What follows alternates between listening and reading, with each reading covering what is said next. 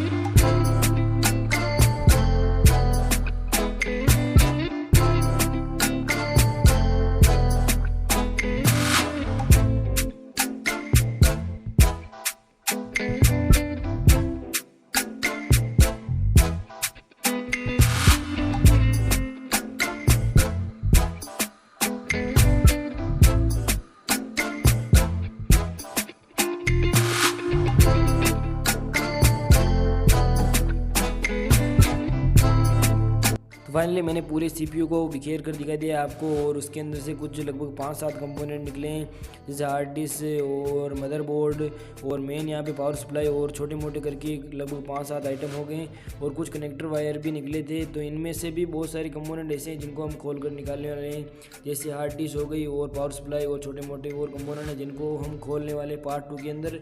इनके अंदर क्या है वो देखने वाले हैं पार्ट 2 के अंदर। और यहाँ पे CPU के जो कूलिंग फैन वगैरह थे, यहाँ पे जो छोटे वाले फ़ैन हैं उनको भी यूज़ करके देखेंगे इनकी स्पीड किस प्रकार से है, यहाँ पे हाई स्पीड है या फिर लो स्पीड वाले हैं। और इनको गर्मी का टाइम आने वाला है, लगभग आ चुका है, अभी तो अप्रैल चल रहा है, तो इसलिए यहाँ पे जो हम CPU के फ़ैन से कुछ प्रोजेक्ट वगैरह भी बनाएंगे, तो उसका भी डिस्कशन पार्ट 2 के अंदर करेंगे। तो पार्ट 2 का जोर से वेट कीजिएगा, लगभग 2-3 दिन के अंदर आ जाएगा। तो चलिए इस वीडियो को यहीं समाप्त करते हैं। अगर आपको वीडियो पसंद आए तो वीडियो को लाइक जोर से कर देना, चैनल को जो सब्सक्राइब कर देना। मिलते हैं इसी और नेक्स्ट वीडियो में, तब तक के लिए थैंक्स फॉर वॉचिंग।